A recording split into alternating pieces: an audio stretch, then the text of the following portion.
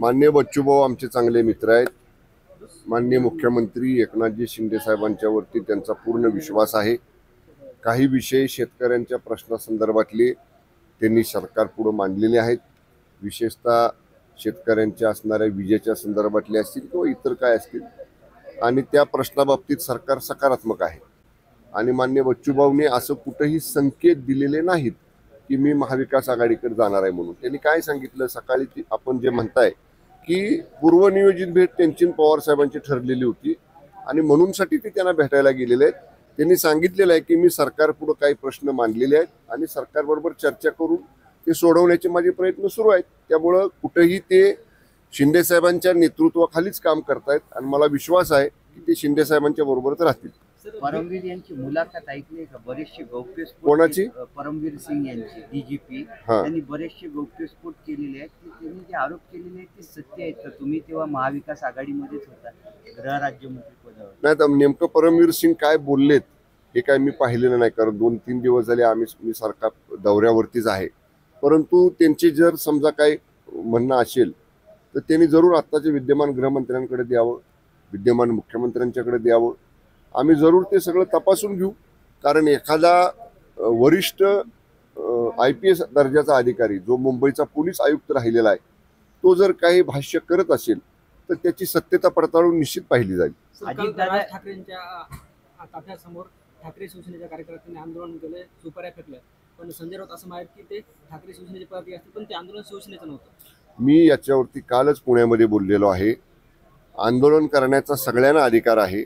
लोकशाहीमध्ये कुठलाही पक्ष, कुठल्याही संघटना न्यायिक मार्गानं, सनदशीर मार्गानं, संवेदन मार्गानं आंदोलन करू शकतात। पण एखाद्या नेत्याचे, आता राज ठाकरे साहेब एका राजकीय पक्षाचे प्रमुख आहेत आणि त्यांच्या गाडीवरती काही वस्तू फेकणं, त्यांच्या दौऱ्याला अडथळा निर्माण करणं ही संसदीय मार्गानं करणारे आंदोलनाची पद्धत नाही। आंदोलन निदर्शनं करा, तुम्ही घोषणाबाजी करा, तुमचं निवेदन द्या, पण अशा पद्धतीनं गाडीवरती काही वस्तू फेकणं वगैरे हे योग्य नाही। अशा आंदोलनाच्या बाबतीत निश्चितच सगळ्यांनी आणि त्याच्यावर निषेध केला पाहिजे। हेच खरे लोटांगणवीर आहेत अशी टीका संजय राऊत यांनी मुख्यमंत्री एकनाथ शिंदे यांच्यावर केली। मग आता दिल्लीला कोण 3 दिवस बसले ते काय आहे? आम्ही तरी वंदनीय बाळासाहेब ठाकरे साहेबांनी जी युती केली होती हिंदुत्वाच्या मुद्द्यावर, भारतीय जनता पक्ष आणि शिवसेनेची, जी 2.5 वर्ष सत्तेसाठी पदासाठी काही लोकांनी मोडून टाकली होती, ती पुनर्जीवित करण्याचं काम केलं। ह्याला लोटांगण म्हणत नाहीत। पण 3 दिवस झाले दिल्ली दरबारामध्ये त्यांचेच लोक सांगतात की आमची चाचपणी सुरू आहे मुख्यमंत्री पदाची। म्हणजे 3 दिवस तुम्ही काय करताय दिल्लीत? रोज कोणाकोणाच्या तुम्ही दरवाजामध्ये जाताय, कोणाची उंबरठे झिजवताय? याला नेमकं काय म्हणायचं ते सांगावं संजय राऊतांनी। ठीक आहे, अजित पवार यांना युतीमध्ये घेतल्यानंतर फटका बसलेला आहे असे संघाकडून सांगण्यात आलेले, पण खरंच अजित पवार यांना युतीमध्ये घेतल्यामुळे लोकसभेला झटका बसलाय का महायुतीला? या बाबतीत संघाचं काय मत आहे याच्या बाबतीत मी भाष्य करणं योग्य नाही। स्वतंत्र विचारसरणीची ती संघटना आहे, ते त्यांचं मत व्यक्त करू शकतात। महायुती म्हणून आम्ही महाराष्ट्रामध्ये लोकसभेची निवडणुका एकत्र लढलो, प्रयत्नांची आम्ही पराकाष्ठा केली, परंतु जो फेक नरेटिव्ह हा लोकसभा निवडणुकीमध्ये सेट केला गेला, खोटा प्रचार आमच्याबद्दल केला गेला, खोट्या अफवा आमच्याबद्दल पसरवल्या गेल्या, त्याची बळी म्हणजे त्याच्यामुळं काही प्रमाणामध्ये आमचं मताधिक्य कमी झालं। आणि आपण जर पाहिलं तर महायुती आणि महाविकास आघाडी यातलं मताधिक्याचा फरक काढला तर 2% मतांपेक्षा जास्त फरक नाही। त्यामुळे हे जे भासवलं जाते तसं बिलकुल नाही। ती 2% मतं कशी भरून काढायची याच्या बाबतीत लोकसभा निवडणुका संपल्या आम्ही कामाला लागलेलो आहे। त्यामुळे बिलकुल चिंता करू नका।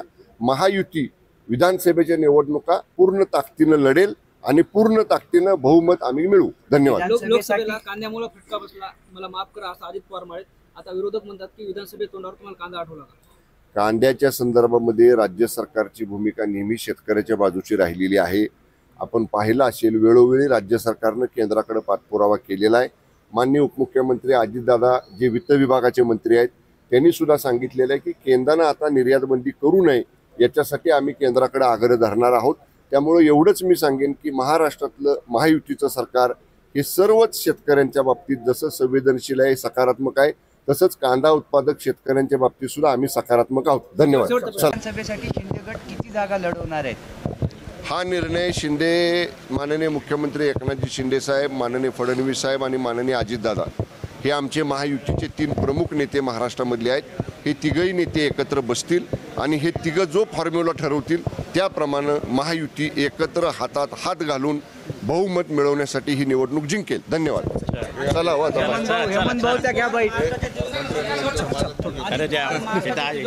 गुलाबी आळी आहे असं नाना पटोले म्हणाले. सकल मातंग समाजाचे कार्यकर्ते आहेत. विरोधकांना सरकारवर टीका करण्याशिवाय दुसरं कुठलंही काम नाही. त्यामुळं ते सतत सरकारवर टीका करत राहतात. त्यांनी त्यांची टीका करावी. त्यांच्या टीकेला आम्हाला माननीय मुख्यमंत्री एकनाथजी शिंदे साहेबांनी सांगितलेलं आहे, त्यांच्या टीकेला चांगल्या कामानं उत्तर द्या. आम्ही चांगल्या काम करू आणि त्यांच्या टीकेला उत्तर देऊ.